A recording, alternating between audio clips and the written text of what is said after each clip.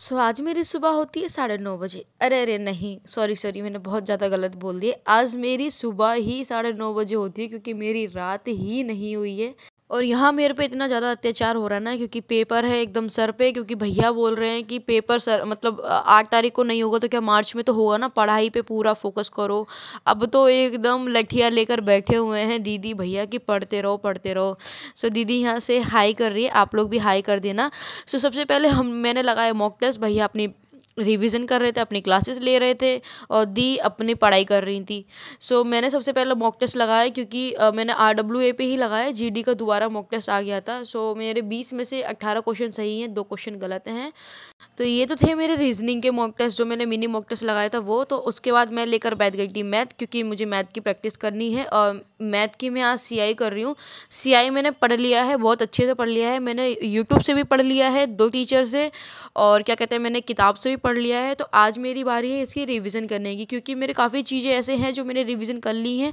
और CI पे मैं ज़्यादा टाइम देती हूँ क्योंकि CI में ना थोड़ा मैं कन्फ्यूज़ हो जाती हूँ। जैसे ज़्यादा ही पढ़ने के बाद ना थोड़ा सा मैं कन्फ्यूज़ हो जाती हूँ। और दीदी तो मतलब क्या ही बोल सकती हूँ मैं, दीदी टीचर हैं तो देखो वो अपनी ही पढ़ाई कर रही हैं, क्योंकि उनके भी मतलब क्या कहते हैं एग्ज़ाम आने वाले हैं और फिर मेरे भी एग्ज़ाम आने वाले हैं। तो दीदी ने कहा कि दी दिन में सो ली थी और मतलब मैं भी दिन में थोड़ा सा सो ली थी 1-2 घंटे। तो दीदी ने कहा कि नहीं आज साथ में पढ़ाई करेंगे, तो बैठ के पढ़ाई कर, रात में नहीं सोना है, बिल्कुल नहीं सोना, सुबह सोना, क्योंकि सुबह सुबह थोड़ा सा काम वगैरह करने में बिजी हो जाती हूँ ना मैं, तो फिर वो प्रॉपर मेरी पढ़ाई हो नहीं पाती। तो दी ने बोला कि आज 8 से 9 घंटे मेरे साथ ही पढ़ाई कर, मैं भी पढ़ूंगी तू भी पढ़ेगी, इससे क्या है हम दोनों की पढ़ाई हो जाएगी। तो भैया तो 2-3 घंटे पढ़ने के बाद भैया गायब हो गए थे, क्योंकि उन्हें बहुत तेज़ की नींद आ रही थी और उन्हें सुबह स्कूल भी जाना था पढ़ाने के लिए। हाँ, ये दोनों टीचर ही हैं। दी को थोड़ा लेट जाना था 10 बजे के आसपास, और भैया को जाना था सुबह 8 बजे के आसपास। तो भैया चले गए थे सोने के लिए और वो दिन में सोए भी नहीं थे, तो उन्हें बहुत तेज़ की नींद आ रही थी। तो यहाँ पे हम दोनों बैठ के अपना प्रैक्टिस कर रहे हैं मैथ। मैं यहाँ मैथ लगा रही हूँ, और मैथ लगा रही हूँ मैं आदित्य रंजन सर की बुक से मैथ लगा रही हूँ। इस चैप्टर की मैंने अच्छे से प्रैक्टिस कर ली है, तो इसलिए मैं सोचा कि एक बार रिवीजन कर लेती हूँ, क्योंकि मैं ये देखना चाहती हूँ क्या प्रॉपरली मेरा ये चैप्टर क्लियर है कि नहीं है। हालांकि जिस तरीके से मैं पढ़ रही थी मुझे सब चीज़ समझ में भी आ रहा था, मेरे से क्वेश्चन भी बन रहे थे। दीदी यहाँ मुंह छुपा रही हैं क्योंकि दीदी कह रही है कि मुझे अपना फेस रिवील नहीं करना है, बट फिर भी दीदी ने मुझे इतना परमिशन दिया कि मेरे साथ वीडियो बना ले। और यहाँ देख सकते हैं कि यहाँ मैं अपने हाथ पैर तोड़ रही हूँ क्योंकि मुझे बहुत तेज़ की नींद आ रही थी। तो फिर उतने में भैया हमसे बोल के तो गए थे कि मैं सोने जा रहा हूँ, लेकिन भैया ने हमें बना के दिए चावल, क्योंकि हमें बहुत तेज़ की भूख लग रही थी। तो भैया ने ही खाना बना के दिया, मैंने खाना नहीं बनाया था।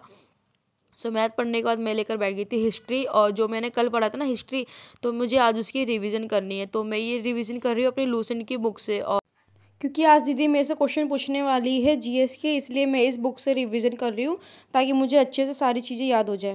इस बुक से यही फ़ायदा होता है कि जो भी मैंने टॉपिक वगैरह पढ़ा है ना वो मुझे अच्छे से याद हो जाता है।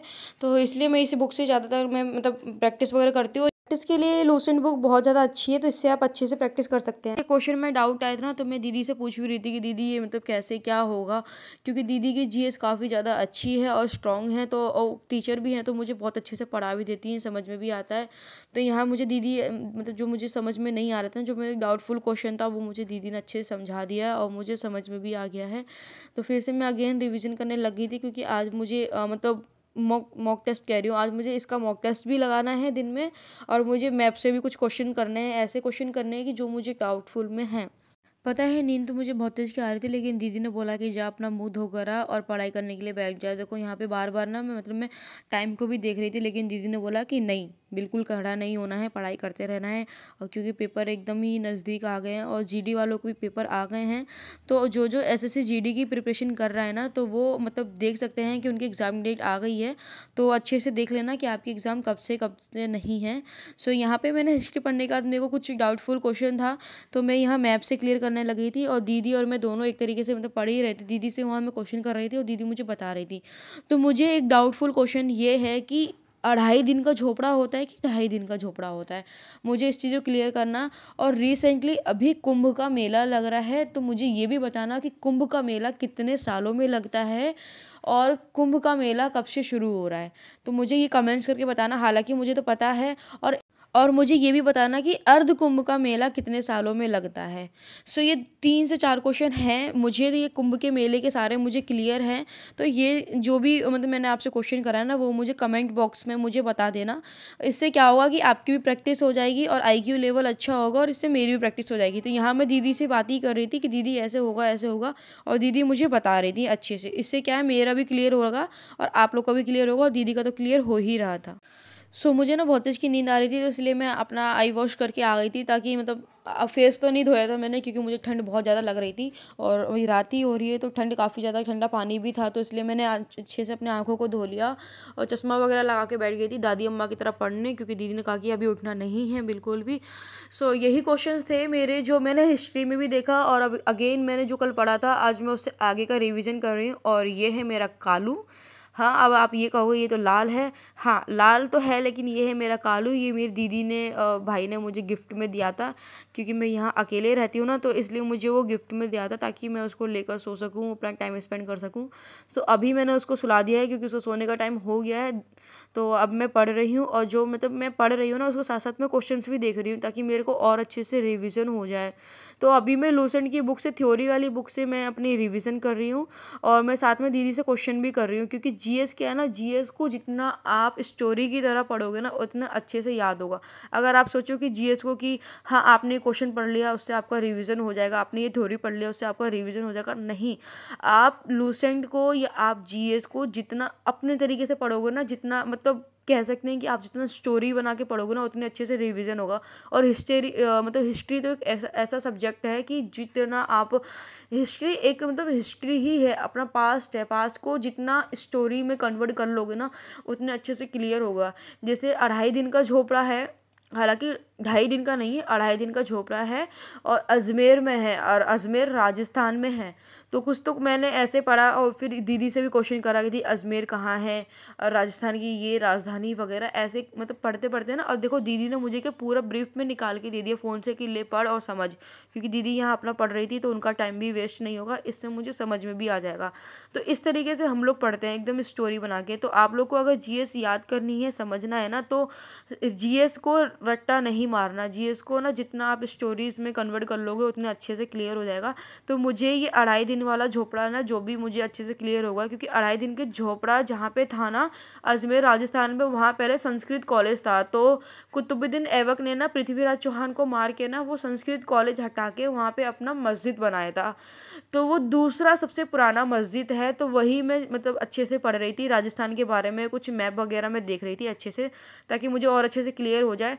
तो ये तो था अपने 2.5 दिन के झोपड़े के बारे में, तो जो मैंने थोड़ा सा आपको बता दिया, आप लोग अच्छे से इस चीज़ को सुनना, ताकि आप लोग को भी ना अच्छे से रिवीजन हो जाए। मुझे ना बहुत तेज की नींद आ रही है, क्योंकि मैं मतलब रात के 9 बजे से हम लोग पढ़ने के लिए बैठे थे, और आप लोग मेरी आंखें भी देख सकते हैं, मतलब नींद इतनी तेज आ रही है ना कि आंखें भी सूज रही हैं।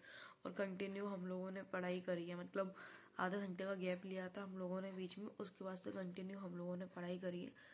और इतनी तेज़ नींद आ रही है ना, आंखों में पानी आ रहे हैं बार बार, आप देख सकते हैं। मैं भी आपको टाइम भी दिखा देती हूँ, सुबह के 6 बज गए हैं।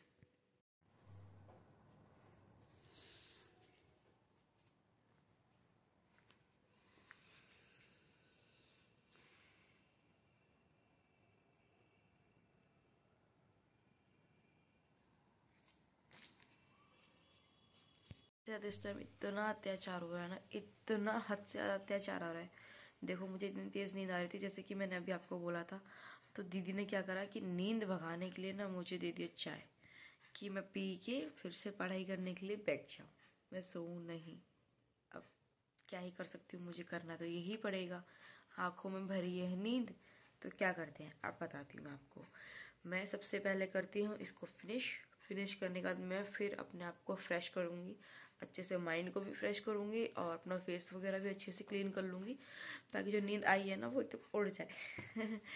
और उसके बाद चाय वगैरह पी के ना थोड़ा सा योगा करेंगे। योगा करते करते ना मतलब मुझको बहुत अच्छा लगता है, योगा करने से ना पूरा माइंड फ्रेश हो जाता है, बॉडी एकदम रिलैक्स हो जाती है ना। सुलाने के चक्कर में मुझे बना के पोहे भी दिए गए हैं कि खा लूँगी और नींद भगा लूँगी, फिर पढ़ने के लिए बैठ जाऊँगी, लेकिन सोना नहीं है। देखो खुद भी खा रही हैं। और उठ के पढ़िए, मोटिवेटेड रहिए। यहाँ पे मेरी दीदी ने भी आप लोग को यही बोला कि पढ़ते रहिए और मोटिवेटेड रहिए। तो गाइस अभी भी अगर आपने शुरू नहीं करा ना तो आप लोग पढ़ना शुरू कर दो।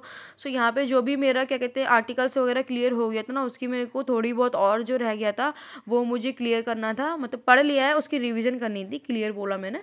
सो मुझे ये बताना कि संपत्ति का अधिकार किस अनुच्छेद में है, और मुझे ये भी कमेंट्स करके बताना कि अपने मौलिक अधिकार अभी रिसेंटली में कितने हैं और पहले कितने थे अपने मौलिक अधिकार। इससे क्या होगा कि आपकी भी रिवीजन होगी और मेरी तो रिवीजन होती ही रहेगी।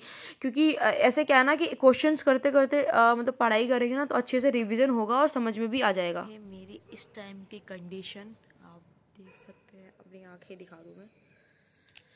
ये देखो मेरी आंखें कितनी सूज रखी है, मतलब दीदी ने मुझे बिल्कुल नहीं सोने दिया। ये चितड़े उड़ रहे हैं और देखो धूप, मतलब उजाला भी हो गया, थोड़ी थोड़ी सी धूप भी हो गई है। देखो दिख रहा होगा आप लोग को, बहुत थोड़ी थोड़ी सी धूप हो गई है और मेरी हालत बहुत ज़्यादा ख़राब है। अब मैं अपने आप को मतलब अपने फेस वगैरह को वॉश कर लेती हूँ ताकि अब मैं कर सकूँ अपना योगा, क्योंकि हो गया है योग का टाइम।